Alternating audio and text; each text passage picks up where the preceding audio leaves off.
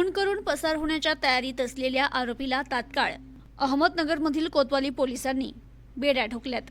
21 मे 2024 रोजी रात्रीच्या सुमारास अहमदनगर शहरातील काटवण खंडोबा आगरकर मळ्याकडे जाणाऱ्या रोडवर शेती सर्वे नंबर 54 खुर्द 4/2 मध्ये असलेल्या पत्र्याच्या खोलीसमोर मोकळ्या जागेत अशोक कुमार अमरजीत राहणार बसोली जिल्हा गोरखपूर उत्तर प्रदेश यास प्रमोद विश्वकर्मा राहणार बांकी शेजवाडा जिल्हा छिंदवाडा मध्य प्रदेश याने त्यांच्यातील झालेल्या वादाच्या कारणावरून हातात दगड घेत अशोक कुमार अमरजीत याच्या डोक्यात 2-3 वेळेस दगड मारत त्याला गंभीर जखमी करत जीवेठार मारलं।